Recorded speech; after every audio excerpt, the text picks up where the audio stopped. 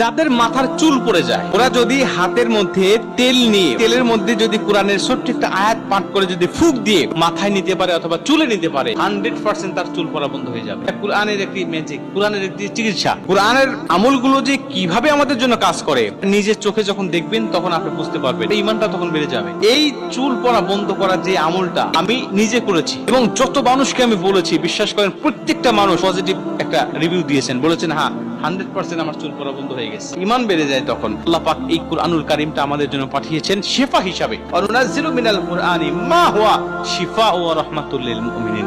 কুরআনটা আমাদের জন্য শিফা।